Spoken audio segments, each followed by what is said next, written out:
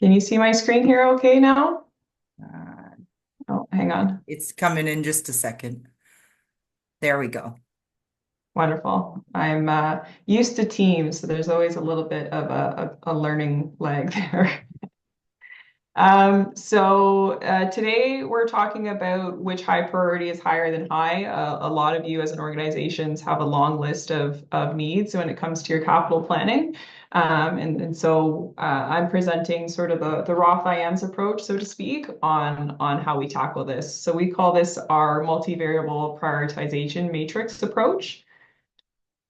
So just a quick overview of the agenda today. I'll go through a quick round of introductions of myself as well as the company. We'll talk about a few items you might want to consider before you jump into prioritizing.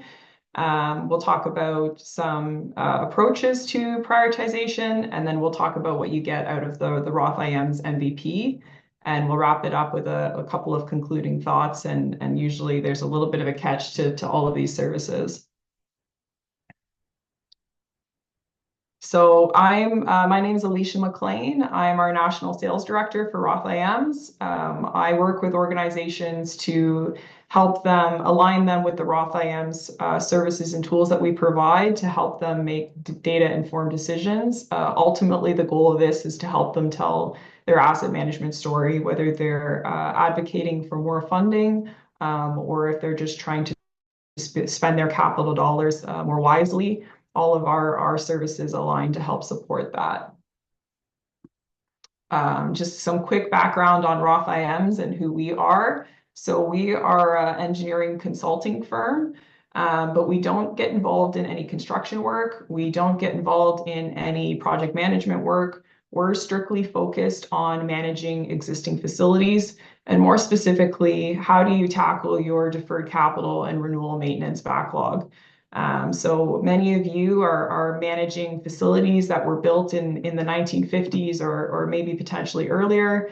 A lot of the elements within those buildings, the HVAC, the carpeting, the boilers, they're all reaching their end of expected useful life. And you likely have a very long list of capital work that needs to be completed within your buildings and probably not a budget that's sufficient to tackle it. And so all of our services are here to sort of help you either get data on that deferred capital or renewal maintenance or to help you manage and use that data once you have it. So we help with integrated asset management strategies. That's what the IAMS stands for in Roth IAMS. And really what we mean by that is we're talking about that sweet spot between capital planning excellence, operational excellence, and performance excellence. For the purposes of today's conversation with prioritizing your list of needs for your capital plan, we're really talking about that capital planning excellence component of the integrated asset management strategies. Some background just on Roth IAMS and our sort of corporate portfolio. We're actually celebrating our 10-year anniversary this year. We've reached over 100 staff. Our staff are across Canada as well as the US. We've worked with over 59 municipalities, over 17 district school boards. We recently won the Ministry of Health contract, so that will be over 191 hospitals. And then we also hold a contract with all the Ontario colleges and universities, as well as help to support some additional colleges and universities across Canada and the US. So we're very well versed in the public sector and the problems and challenges that you're facing. We also have Canoe as well as an OECM contract. We are a approved supplier with both. So on the procurement side of things, that can sort of help to just streamline the process a bit. And then we have a sister company, Slam Technologies, which provides some software to help support on the capital planning side of things. And so that takes me into, we have a little bit of a campaign we've been running this year, keep calm and don't say deferred maintenance. So you may have noticed on the last slide, I used the term deferred capital and renewal maintenance. And you might be wondering what I meant by that. And really what I'm talking about here is deferred maintenance, which has become the industry standard term that everyone's using to reference all of this capital work that needs to be completed. And we're really hoping to start the conversation and encourage organizations to move away from this term. So the term deferred maintenance really undermines the hard work that your facility managers are doing. A lot of what we're calling deferred maintenance isn't actually maintenance at all. It's actually capital renewal. We're talking about replacing roofs. We're talking about replacing rooftop units. And so I think it's very important that we move away from the term deferred maintenance and use something that encompasses the issue a little bit better, especially if we're speaking to people who aren't facility folks. They have a hard time comprehending, how you could have $100 million of deferred maintenance. It doesn't make sense to them. So you don't have to use deferred capital and renewal maintenance. That's the term you'll hear me use today. But I would strongly suggest that you start the conversation within your organization and talk about some terms that would better encompass that issue. And so then that takes us to how do we decide what deferred capital and renewal maintenance issues we're going to address? How are we going to determine what we prioritize out of that backlog? So there are a couple of considerations we need to take in before we get to how we're going to prioritize the work we do. The first is determining what resources we have available. So how much money are you going to have, or how much money do you think you're going to have this year, next year? Maybe you have the ability to see a little bit farther into the future. And then we need to draw down considerations off of that allowance to make sure that we're not over allocating our funds. So you might have some allowances within your organization. A great example would be asbestos abatement. You might know that you have asbestos in your buildings. You know it's going to come up as you do capital work. Maybe you set aside $100,000 every year to address that. That's just one example of an allowance you might have. So we want to make sure that we're taking that off the top of the budget so that we're not running out of money partway through the year because we didn't take that into consideration. There's also going to be some non-condition related needs that are going to drive your decision making. So a couple of good examples of this is, you might have a building that's in a really rough state of repair, but if your organization has already decided that they're going to divest from that asset, or if they're going to demolish that asset, then it might not make sense for you to invest much in the way of capital dollars towards that building. So that's something that might also impact your decision making. Another example would be renovations. If you're going to do heavy renovations in a space, you're not necessarily going to take into consideration the condition of all those elements because it makes more sense to just replace everything in the space because you're undergoing renovation. This is not a full list. This is just some examples, some considerations as you're sort of defining your budget for the next year. So once we've decided what resources we have available, then we have to figure out what the condition of our assets are and the condition of what all the elements within those assets are. So for most organizations that we work with, they're undergoing building condition assessments. Somebody's walking through the buildings. They're collecting an inventory of what elements exist within your assets. They're taking into consideration what condition those assets are in. Maybe they're applying some costing guidelines so that we understand that when that asset comes due for replacement, what kind of costs am I going to incur? So you could be doing this you might be hiring a third party like Roth IAMS to go through and do building condition assessments. You might be managing this within your own team, but you do need to have a plan as to how you're going to acquire that data and make sure that you keep that data up to date so that you're aware of what your actual needs are for your organization. I do also want to clarify that a building condition assessment is not a capital plan. The reason that we say that is because I almost guarantee you that if you go through the exercise of doing building condition assessments, you will get back a list of needs that far exceeds the budget that your organization has. And so for that reason, it's not a capital plan. All it is a list of needs of work that we need to take into consideration. So we've determined what resources we have available. We've determined what our list of needs is, and now we need to decide what work gets done. So some of you might be using a categorical priority. You might even just be pulling that categorical priority out of your building condition assessments.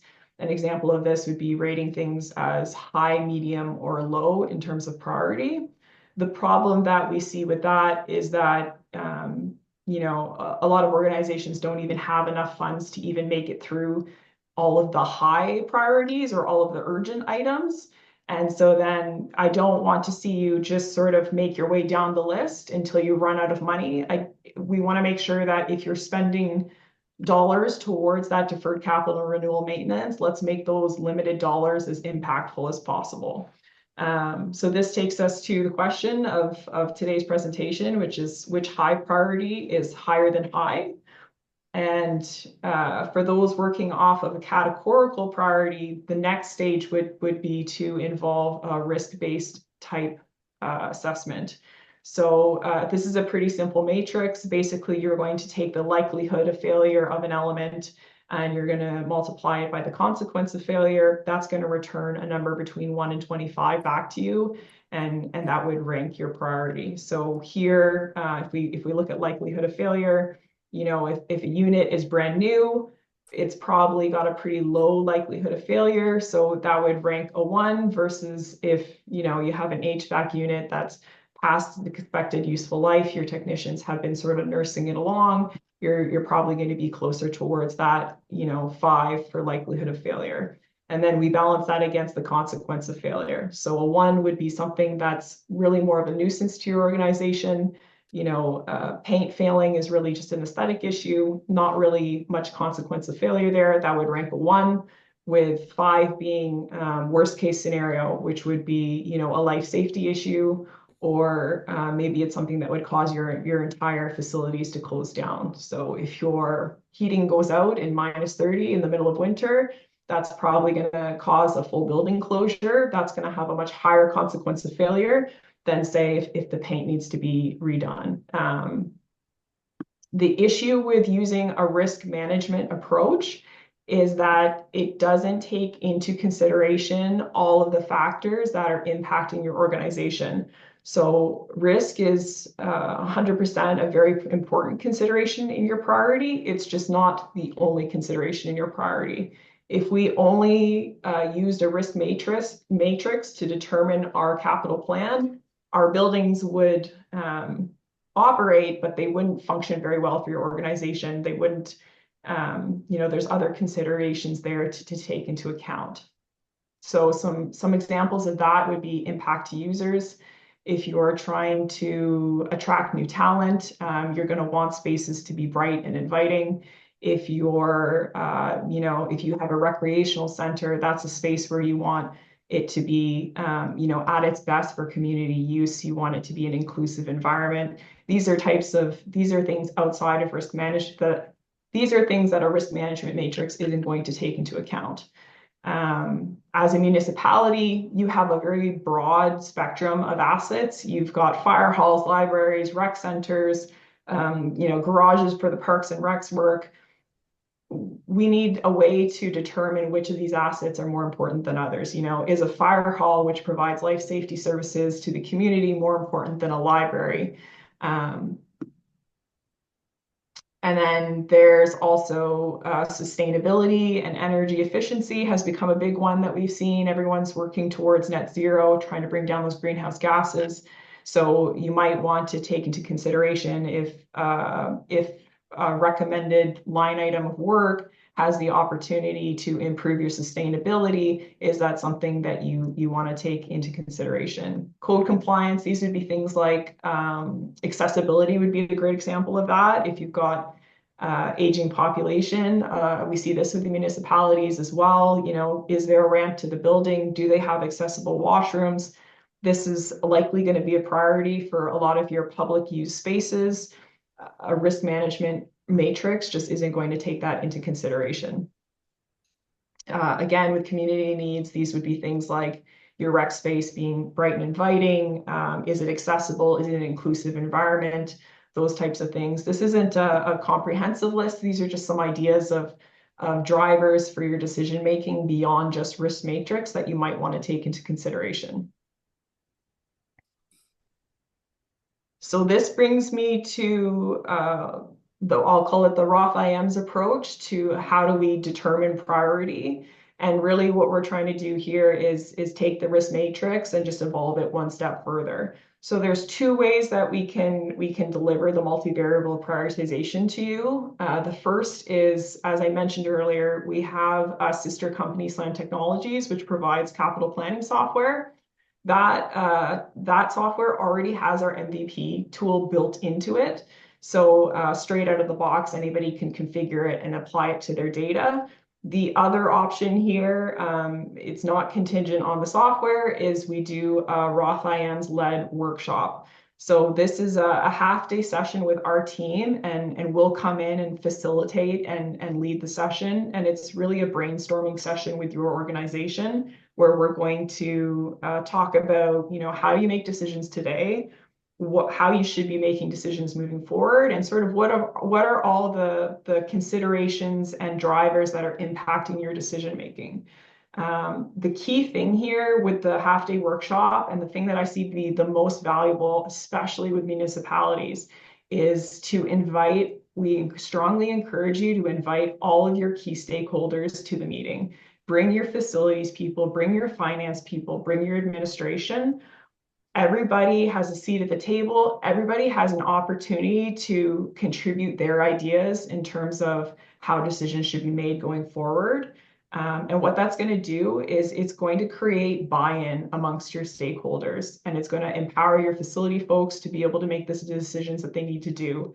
Part of this half-day workshop is that everybody is going to agree on what the categories are and the weightings for all of these drivers before they leave the room.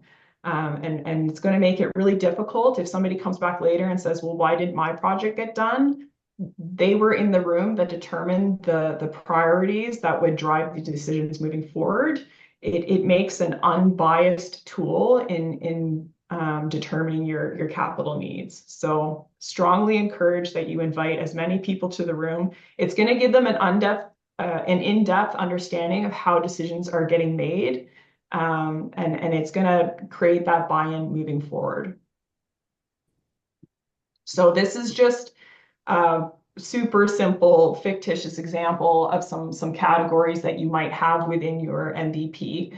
So really with the MVP, we're trying to get down to 4 to 7 categories that are driving your decision making. 2 of those categories are going to be risk management. So it's going to be that risk of failure and the consequence of failure, which is going to leave 2 to 5 categories for other things, whether it be accessibility or how much a building is used by the public or whatever comes out of that brainstorming session. So there's 2 ways that we can apply those key drivers. We can either apply it at the asset level. So this would be the comparing your fire hall against your library.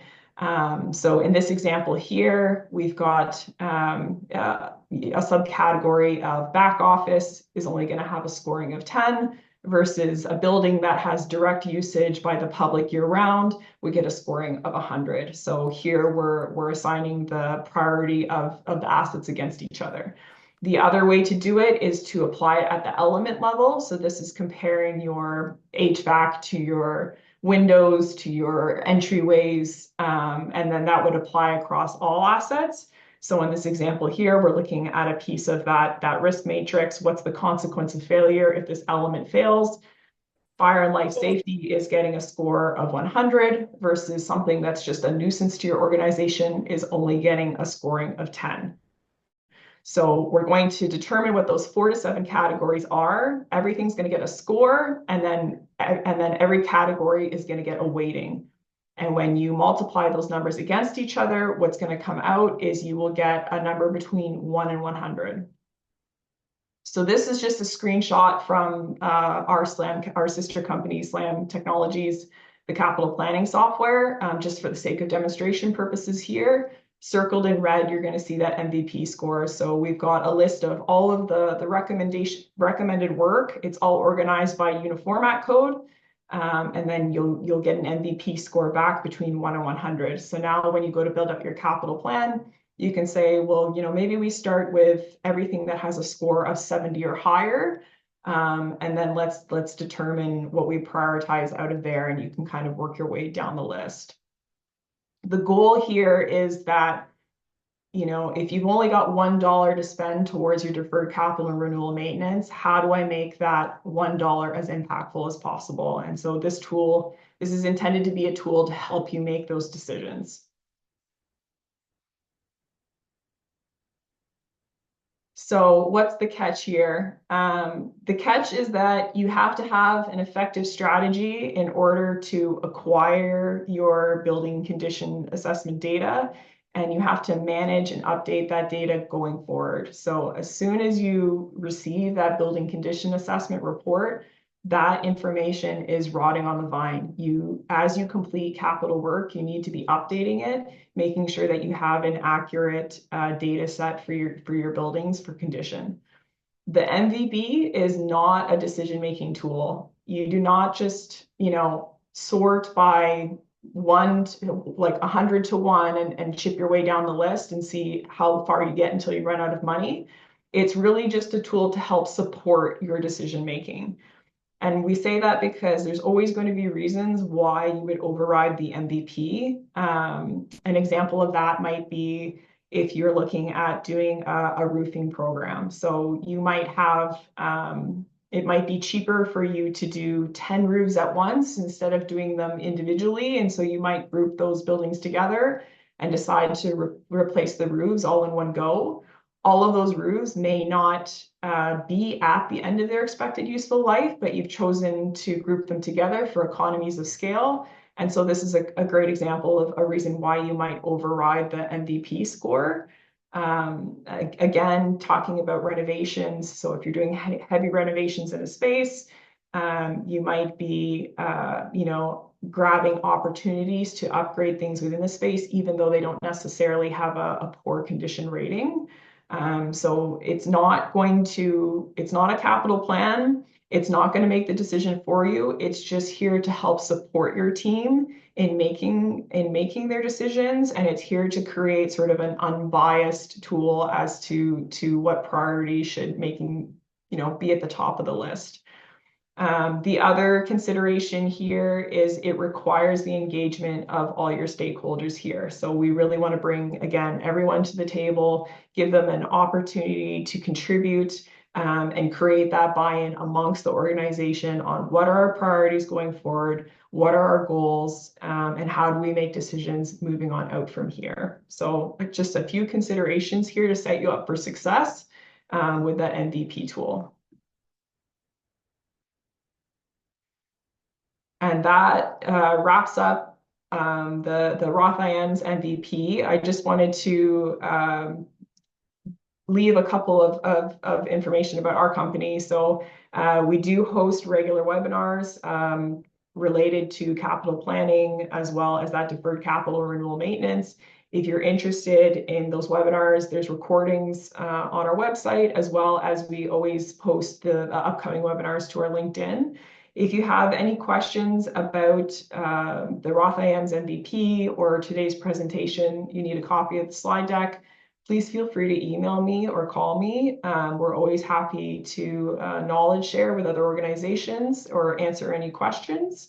And with that, I'll sort of open up the floor from any questions from the team.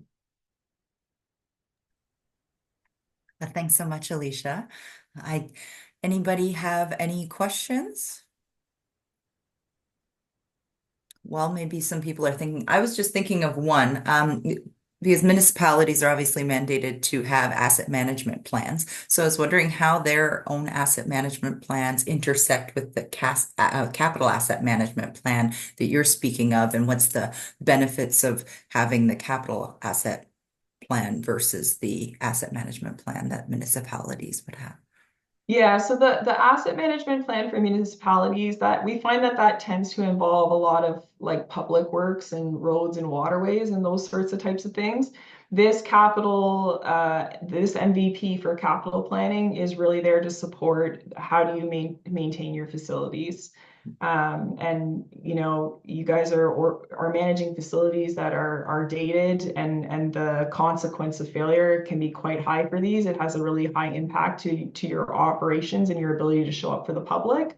So this tool is really there to support managing your existing infrastructure. It's not going to support the decision making around things like roads and waterways. Perfect. Well, thanks so much, Alisha. Did anybody have any questions in that minute? All right, seeing none, I'd like to thank. Andrea, it's Oh, Roger. oh, hi, Roger. Hi. Is that possible we get a copy of that presentation? Yeah, absolutely. Okay. Yeah. So Thanks. Roger, I don't think, Andrew, we had talked about this in terms of contact information for people. I mean, anyone's welcome to send me an email. I'm happy to share a copy of the slide deck. Or if you want to leave your email in the chat, we could do it that way. But I won't have a list. I don't think I have a list of attendees for today, do I, Andrea?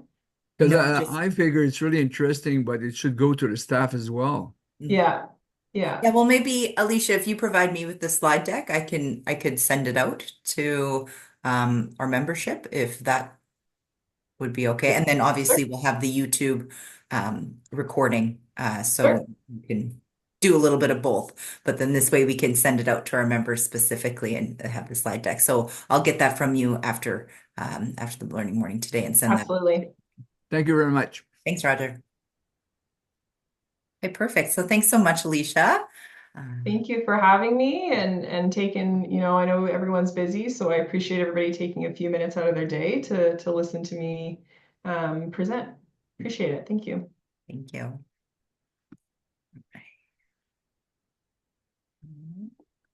Oh, and Alicia, if you could just stop sharing your screen, please.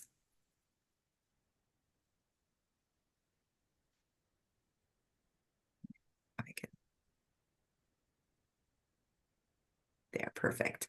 All right, and just give me one moment. There we go.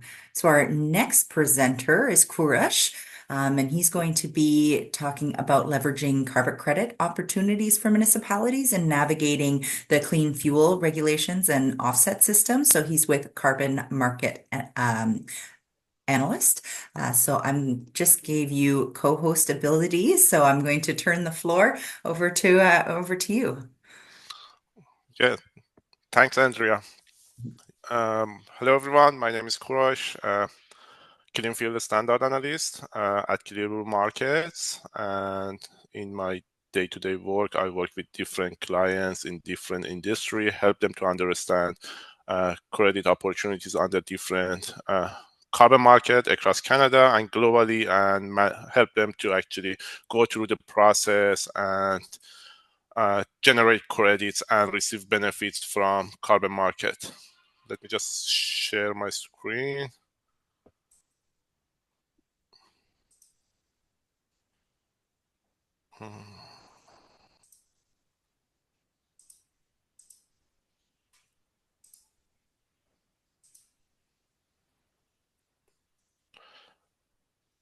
Okay, do you see my screen? But you have your Zoom just covering your presentation there. So if you just minimize that. Yeah. What about, yeah.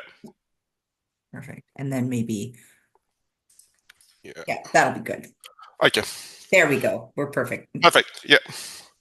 So I'm going to just start with an overview of my company and what we do in the carbon market. ClearBlue Market is a leading climate advisory firm at the forefront of carbon market. We are award-winning company that has been covering compliance and voluntary market across the globe. and we offer our services to a wide array of businesses, from industrial facilities to financial sector, NGOs, public entities, municipalities. As I said, we work with them very closely and collaboratively to assist them to understand what is the opportunity for them in the carbon market and how they can optimize those opportunities and monetize the revenue under those markets. So our core services are built around four main pillars, which outlines in the on the right hand side of this slide.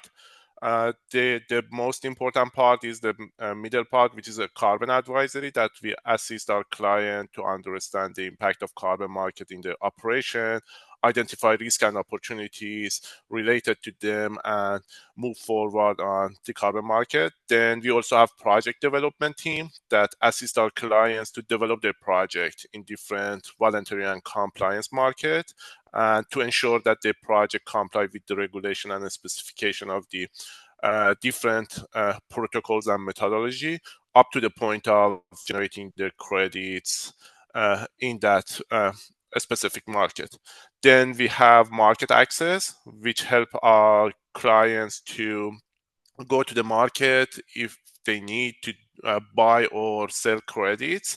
And all of our services actually are supported by market intelligence service that we offer. So at our market intelligence service, we offer price forecast and supply and demand analysis for different carbon market, which is a very significant tool for our client to understand how markets has evolved and what's going to be the form of market in the future regarding the supply and demand of credits and also the price. So it's going to be a very helpful tool for our client to see that what would be their position in long run and actually manage and optimize their financial decision making.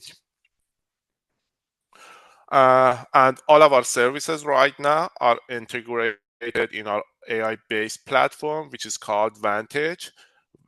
In Vantage, our clients have access to our forecast reports, market updates, news, and also they can see their project and look at the project credit creation, price forecast, and other related things to their project. So now I'm going to just focus on two different sets of opportunity for municipalities in carbon market. The first one is offset project, and the other one is clean fuel regulation, federal clean fuel regulation that was implemented last year across Canada. I will review these two avenues for credit creation for municipalities and just explore how municipalities can look at these different opportunities to actually generate credits in those markets based on the project that they are already implemented. So what is an offset? Offset generally is a project that or activity that reduce, remove, or avoid greenhouse gas emission from the atmosphere. And each offset credits correspond to 1 ton of carbon dioxide equivalent that has been avoided or removed from the atmosphere. Offset project can be avoided, can be actually implemented globally, provided that they adhere to guidelines that established by governing body that actually oversee offset projects. Common type of offset project can be can cover actually agricultural initiatives, renewable energy, industrial emission reduction projects, forestry, and waste and landfill projects that can be eligible for offset credit. And to be eligible for offset credit, a project must go under a verification process conducted by an independent party. This process ensures that the credits are rare, permanent, unique, and additional. So each offset project should meet these 4 criteria to be eligible to eventually generate credits. And it's a very true and a time-consuming process to be able to generate offset credit. It may actually take it takes from 6 to 2 years to be able to generate offset credits under different protocols and registries. So why offset projects actually matters, and why municipalities enter the offset market. So the offset project can serve as a valuable tool for municipalities to achieve their net zero and balance the remaining emission that they have a hard time to abate them. Also, offset project can support communities and also sustainable development goals by providing benefits to communities, reducing emission and pollution, and also making collaboration between different parties and stakeholders across municipalities. And the other thing is that generally offset projects can add revenue to the current state and business of municipalities. So there are a couple of initiatives that municipalities supposedly have taken to build climate resilient cities or reduce the emission, and those projects might be eligible for offset credits and generate additional revenue to foster additional work on achieving net zero. So this slide just shows a sample of projects that can be eligible for offset credits in Canada.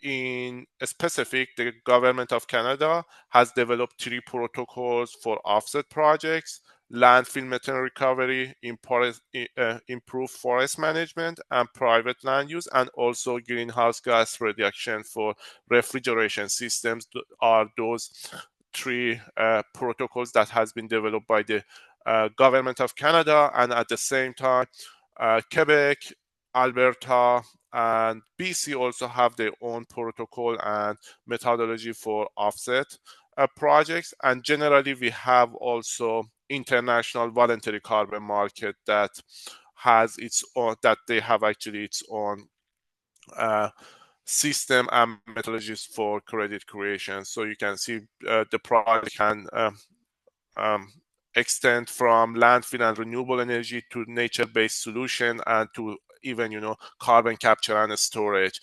And based on the type of project, the geography that the project is located, the price of credits can vary. So right now the credit price can be from $10 to above $100 depending on the type of project and the registry.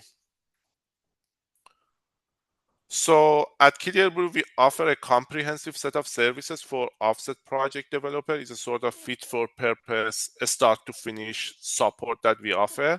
We start with feasibility assessment. So if a client has a project on offset market, we look at its project to make sure that it's eligible for credit creation and it meets the definition of offset under different protocol.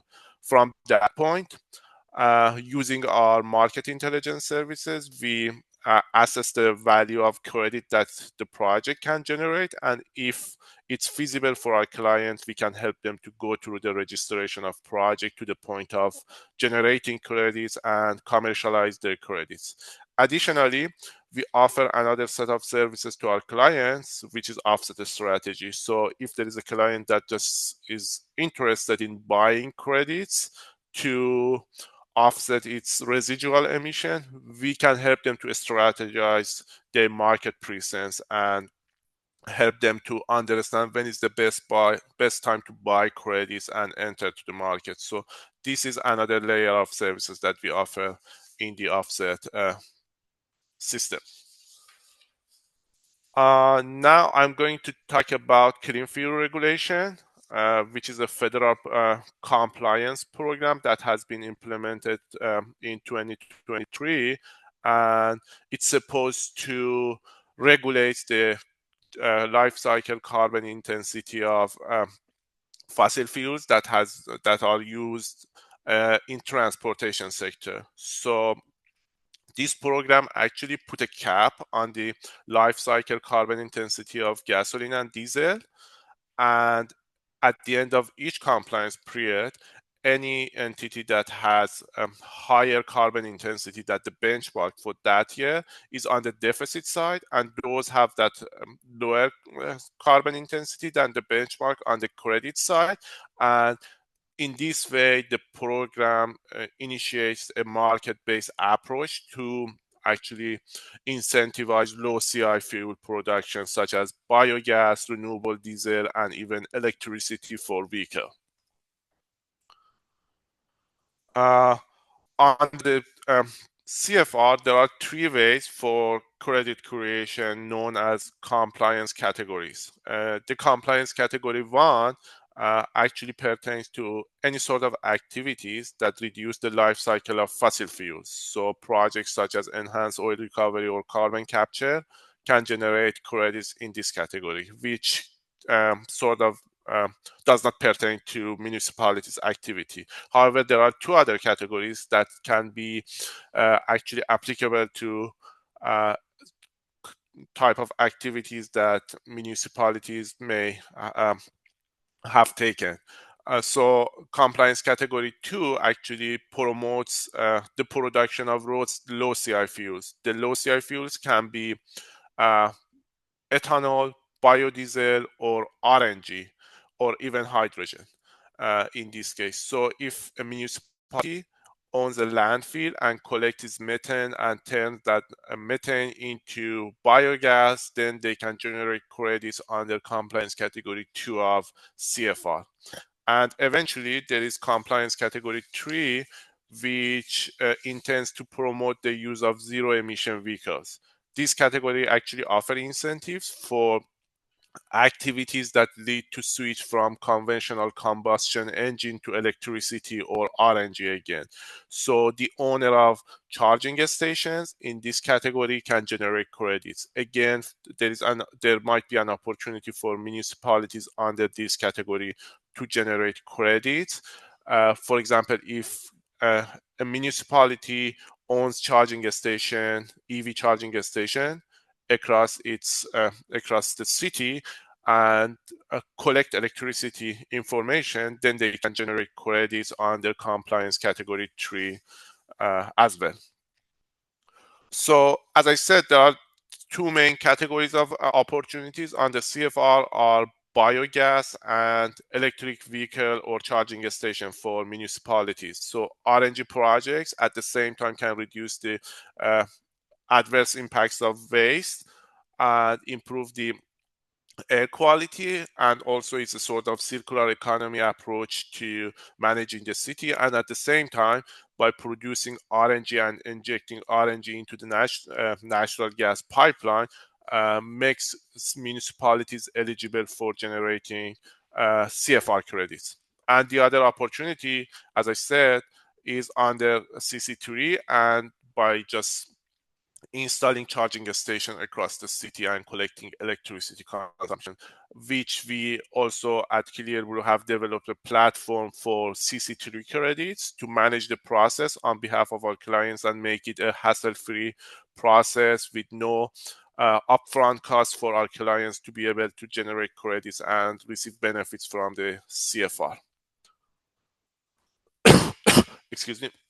So again, at in ClearBlue Markets, we offer a sort of an end-to-end services for clean fuel projects. So we start with policy and project review to make sure, again, the project is eligible to generate credits under the CFR. We evaluate the number of credits that the project can generate, and based on a price forecast that we have developed, we assess the value of the project under the CFR. And when the project seems feasible, we take that project to the registration point, manage the annual reporting, CI calculation, verification by third party, and to the point of generating credits and monetize those credits in the market for our clients. So it's a sort of an end-to-end services for our client to make sure that they are fully covered under the CFR program and they are eligible to generate credits and monetize the revenue from the CFR program. Excuse me. So I just want to conclude my talk with a few points that why this issue matter for municipalities. So compliance and voluntary market generally offer additional and auxiliary tool for municipality to reduce their emission, generate revenue, and enhance their sustainability efforts. So these action actually help municipality to reduce their carbon footprint, generate revenue through the sale of carbon credits, and also these sort of activities can also improve the air quality and public health by reducing pollution across the city. And another layer is that it can also incentivize technologies and innovation, and also green businesses to invest in cities by showing that the projects are financially feasible because of the the credits that they can generate on the carbon markets. And eventually these sort of activities can help cities build resilient infrastructure and have adaptive strategies that can actually cope with climate change impacts. With that said, I'm going to stop here and open the floor for questions. Thank you, Koorosh. Do we have any questions? And I'm gonna let you think, because I had one. On slide 7, you had a list of offset project and you say examples there. So I was wondering, is that an extensive list or is there other examples? There are many other examples. This Okay. just non-exhaustive list of projects based on protocols that are already active in Canada, but it can be a very wide range of projects. As I said, for example, carbon capture can be here, removal projects such as biochar can be also an eligible project for offset credits. So it's a wide range of projects. Okay, perfect. Even plastic projects, just recycling plastic can be another sort of offset project. Okay, and is biomass included as one of those as well then? Yes. Okay. Yeah. Biomass is actually one of the interesting one, and if it qualified as a removal project, the credit price can go up to even to $500. Awesome. All right. Did we have any questions from our participants?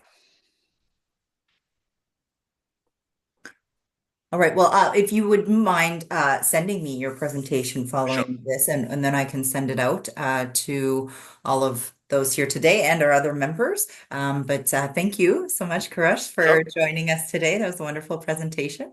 And I think what we'll do now is we're just going to take a little break for anybody to go grab some tea or coffee or whatever you want. And we'll meet back at 10:30 for our next presentation, which will be Neil Brady talking about cost reduction, municipal solutions. And we'll see you back in 9 minutes.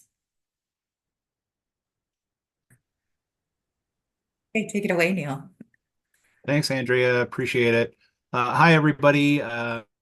Brady with Schooley Mitchell. We are expense reduction consulting company. My office is based out of Toronto, but we're basically all over North America. I'm going to start here with just a little video presentation. It's less than 2 minutes, and it really sums up kind of nicely what we do. So we'll start here, and then I have a little presentation to go through. Okay, let's say this is you. Maybe you're in charge of the department that manages that company's finances, or you're in charge of an IT team that does important stuff. Either way, Schooley Mitchell can help. Since 1998, we've helped businesses save an average of 28% on their various business expenses. When combined, these services often represent 15 to 20% of a business's expenses. And most companies have several vendors they have to manage, making things complicated. Schooley Mitchell can act as a single point of contact to manage all these relationships so you can focus on what you do best. And we do it with complete objectivity. We have no ties to any of the vendors or processors. In fact, 80% of the time, our recommendations entail no supplier change.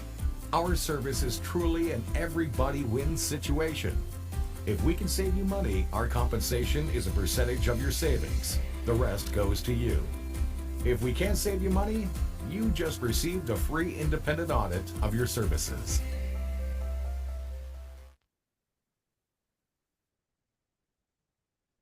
Yeah, I'm just going to switch over to the presentation here now. There we go. Okay, so I've got the slide presentation up here now. Let me just turn on my video as well.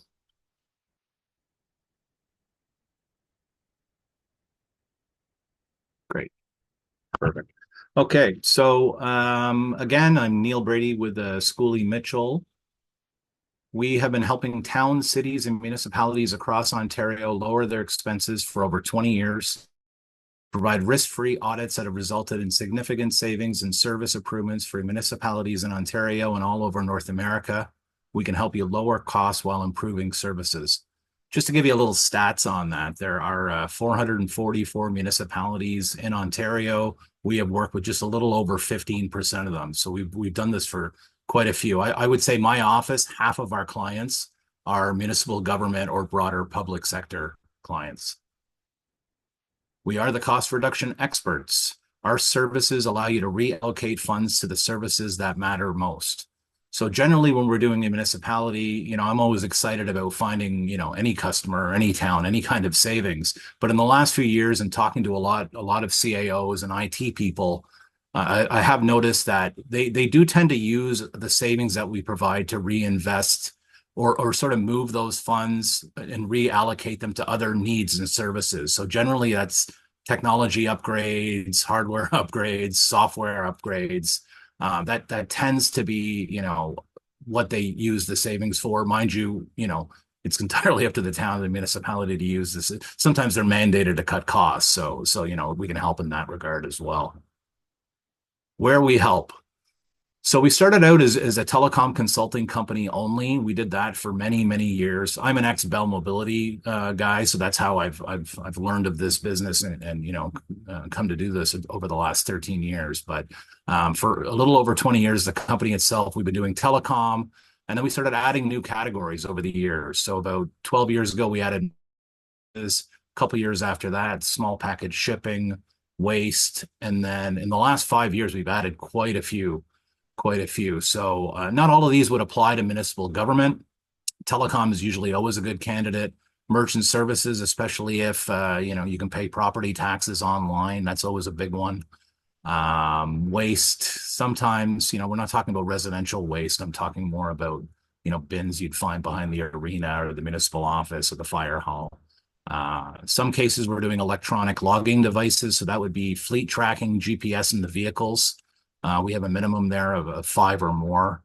Fuel we look at from time to time. Compressed gases, that would be buildings that are heated, generally heated with propane. Uniforms and linens, facility supplies. And the big one this year has been software as a service. We've done this for quite a few towns this year. That would be your Adobe costs, your Microsoft costs, and your Google costs. So that's that's been a big one here in 2024. So we can help by decreasing operational costs and increasing quality of service. We can negotiate lower rates with your current providers. We can identify and recover billing errors. This doesn't happen quite as much as it used to, but over the years we've had a few doozies, 20,000 or more in incorrect billing. And then we conduct ongoing monitoring to ensure the services remain optimized. Moving along. Business problem. Most feel like they negotiated a favorable rate on their services. They only know what their organization pays. This information imbalance allows service providers to overcharge. So, an example of that would be every month your Bell bill comes in, it's $400. If you want to put in a call to 310 Bell or try to figure out who your rep is, if you get that down to 350, you're feeling pretty good about that. We would know, basically what your vendor's best rates are, either in the vertical of government or geographically. So, if you got your $400 bill down to 350, you'd be quite happy with that. What you may not know is that we can get it down to 150. It's and that sort of ties into how we can do what we do.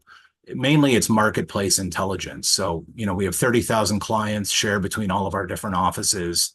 So we've got a massive database of all the deals and all the pricing that, has been put together for all these clients. We have over 100 experts now on our various categories who specialize in reducing costs on whether it's waste or telecom or whatever area it may be, and the marketplace intelligence. Basically, we know your vendors and they know us. Where we help. We are the largest independent cost reduction firm in North America. Our service is available anywhere in Canada. So although my office is in Southern Ontario, I've over the years, just moving along by referrals from, one town, to the next. I've sort of started in the district Muskoka and have gone up all through Algoma, Parry Sound District, and then quite a few in Northern Ontario as well. A big thing to keep in mind here is we are not a vendor, reseller, broker, or wholesaler. So we are not vendor paid in any way, which means we have no ties. Like, we're unbiased. We just want our clients to save as much money as possible. We are only paid out of those savings. So we have no incentive to move you or change you to a different vendor. Unless the customer tells us they want to change vendors, then we're happy to give them multiple options. But we are only paid out of the savings, so we are unbiased. Average savings generally around 28%. I think the video said 8 times out of 10, but it's more like 9 times out of 10. We can provide you savings without having to change any vendors. Found money. Analysis completed entirely on contingency basis. So as the video touched on, we basically do our review on contingency, which means we do the review for free in the hopes that we can find savings. If we can find savings, and if you approve what we recommend, we are paid out of those savings. So our fees are self-funded. We share in the savings 50-50 over 36 months. This needs to be updated. For government, I have a set discount. It doesn't matter the size of the town or county. We knock a year off. So we actually do a 50-50 split for 24 months. And at the end of that, you receive all of the savings. And then our results are tracked on a monthly, quarterly, or yearly basis. Generally, we do quarterly, which basically means customer saves for 3 months. We run a report calculating how much you saved over the previous 3 months, and then we send you an invoice for half. Some towns, they want to process less invoices. So, we've been asked before to bill yearly or even monthly, but so we're flexible. We can do it in any way. Client successes at a glance. So these are just a few. These customers have written testimonial letters, which is why I'm able to share these numbers. But this just gives you an idea, town of Penetang Machine, it was 23% savings at all 15 locations. Salvation Army, Ottawa, 40% savings waste, another 40% on the local services and internet. We did a technology upgrade there where we moved them to VoIP with the same vendor. Municipality of North Perth, this was a yearly one, 42% savings. And a somewhat recent one 2 months ago, Municipality of Port Hope, this was a SaaS one, 29% savings. And actually we increased their number of licenses sort of to handle their summer students, some floater licenses. Moving along, here's a case study, Port Colborne, just to give you another idea, 13% savings. Long distance, reduced 1,500 a year. Local services was big here. It went from 43,000 to 33,000 a year. Very little on the wireless. And what do our clients say? The Timiskaming Shores, 48%. telecom and merchant in that one. County of Oxford, this was an interesting one, 14%. They were getting government rates on everything, but some of it was a little outdated. District of Muskoka, again, positive experience, saved the money over the course of 3 years. Town of Amherstburg. This one was a little interesting in the sense of the savings was quite good, but there was cancellation fees. So there was a cost to, they were open to a vendor change, but there was a cost to get out of it. So, if there's a situation where you can save, 30,000 a year, but it costs you 6,000 to do that, because we share in the savings, we would also share in the cost. So we actually paid half of the cancellation fee in that one. And then they save 30% on their cell phones. This is a somewhat current list of our municipal government clients. I haven't updated this in a little while, but yeah, we're all over. We're all over Ontario, every district, Parry Sound, Algoma. We're doing a couple right now in Renfrew County. We're doing Town of Hearst, which we're onboarding right now in Northern Ontario, but we're basically everywhere. So regardless of the vendor you're on, T-Baytel, Northern Tel, Sunwire, Vianet, Bell, Eastlink, we work with all of them. Our service works no matter where you are. And this is a little sort of timeline on sort of how it flows here. Getting started, it's 2 to 5 business days. We have a little service agreement. We need an autograph on. We have something called a letter of authorization, which is what we send to the vendors so that we can talk to them about your rates. And then we're kind of out of your hair doing the analysis behind the scenes. We establish a baseline, which is basically we take all the data, every single line item and every single invoice you get every month, and we have to capture exactly what that cost is. So we create a baseline during this time. This is when we'd also be looking for billing errors. And then we would be speaking to the incumbent vendor, and usually we'll get a couple of quotes from alternate vendors. And then we hit our next stage, which is called the value report. And this is when we bring forth our savings report. This is actually the official sign-off time. We actually need the go-ahead twice. We need it once to do but that doesn't, commit a town into moving forward. Once we hit this value report stage, at that point in time, the client is basically, gonna move forward or not. So, to recap that, I mean, there's really only 3 things that ever happen when we go through this review. One is we don't find savings. Obviously, there's no cost to the town to find that out. The next scenario would be we do find savings and the town declines what we recommend. There would still be no fees or if that was the case. And scenario 3 is we do find savings, the town approves what we recommend. And then basically what happens is we go back to your vendors and implement all these new rates, on your behalf with your vendors. So it's not a project for you, so we basically get all that in place, and then the town saves for 3 months. We calculate exactly how much that is, and then we invoice you for half. And then, throughout the term of the 2-year agreement, we are basically monitoring those costs to make sure they do not go up.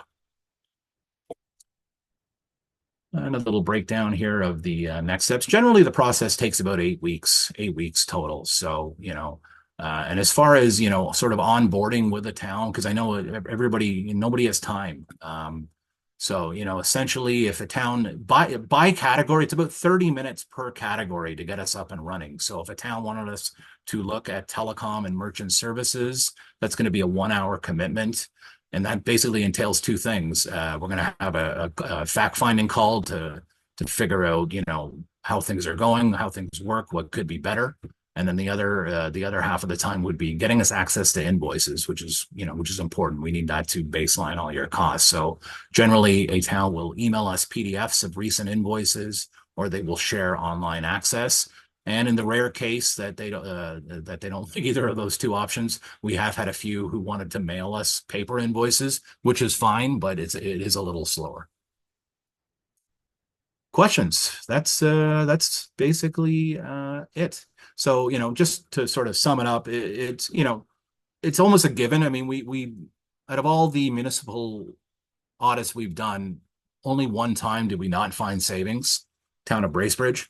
But it's almost a given. I'm sure we would be able to find savings. But one thing the presentation doesn't really touch on, there's some time savings here. Like you're going to save money, I would say for sure, but you're also going to save quite a bit of time. And because we monitor the cost, you really don't need to watch those invoices like a hawk or like you would normally try to do. So, between money savings and time savings, it seems like it's a worthwhile exercise for municipal government. Thanks so much, Neil.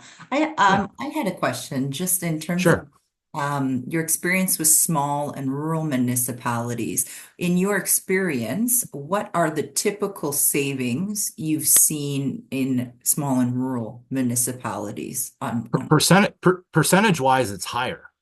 It's Okay. higher because it's hard enough for a big town to you're depending on your reps and your vendors to keep you up the loop as far as new promotions, new eligible government pricing and things like that. They're very bad at doing this. So even big towns, sometimes we'll find like that county example I was giving earlier, they were getting like government rates, but they were the older government rates. They didn't know that there was newer pricing. So, if a county isn't being updated, a village is not going to be updated. So percentage wise, it's generally higher. And is there a specific sector that you often see those savings in? Category wise, Yeah, yeah, like administrative yeah, or... telecom, like that's kind of our bread, and that's the one we've been doing the longest. So, I can almost guarantee telecom savings. The other ones that, it depends. Merchant services are quite, like a high chance of finding savings as well. So I would say those are the top two, but it'll be interesting to see over the next year or two with the software as a service, because it's a somewhat new review for us, but every town we've done it for so far, we have found savings. So I'll be curious to see what year or two. Yeah, absolutely. And then final question for me on a personal Northwestern Ontario note, I did notice you have definitely a few northern, but not really Northwestern Ontario municipalities. Do you have a strategy for reaching out to those municipalities and kind of tapping in to them and showing them the benefits of your service? Yes, it's this call. Or beyond, maybe next steps beyond this. No, it's I was up there a few years ago. I had a meeting with the Thunder Bay Catholic District School Board. So, and that it gave me the idea a few years ago. I'm like, I have to spend more. We don't have a northern office. Oh. I'm like, this is, they could use the savings. Yeah, so no, I don't really. I've moved along via referral. So I started in like Huron County. Because in my Bell days, I had some municipal clients in Huron County, and then I was referred to the next one over. Next thing you know, I'm in Grey County, Bruce County, and then work my way up to Muskoka, and then Algoma is kind of where up. So no, I don't have a plan, but we would love to work with any community in Northwestern Ontario for sure. Yeah, and not to put Hearst on the spot, but if Hearst wanted to. Hearst, we're onboarding Hearst now. Hearst is exactly. There is a Hearst member on the call, so just thought. Oh yeah. Do a little. Oh, that's right. I recognize. Yeah. So no, we're doing Hearst now, and then we did the hospital in Cascade. Well, that's not Northwestern. Yeah, I'm learning a lot about Northern Ontario geography. What was in the Temiskaming Shores? I saw you had a review from them, but what did you do there? That was quite extensive. That was a good one. That was telecom and merchant services. Okay. Yeah, so that was the two there. But you'll notice a trend. Telecom and merchant services are clearly our top two. But these new ones, a lot of these started at the beginning of the pandemic. So some of them are somewhat new, but we've been having success with all of them. That's why our percentages keep changing too, because I used to be able to say on average you're going to save 28%, but because we've added all these new ones, it's sort of fluctuating monthly. So yeah. Well, thank you so much for your presentation today. Really appreciate it. And if you wouldn't mind sending me your presentation after the session, so I can send those out to our municipal members. Okay. And it'll include your contact information right there. So then we can contact you directly if you should so choose. And maybe consider coming up to the NOMA conference in April this year. Maybe I will. Last time I was up there, I saw Bob Ray in the airport. There you go. Yeah. He had a whole entourage around him. I bet. I bet. Yeah. Well, thank you so much. Thank you for your time. Yes, you as well. Thanks.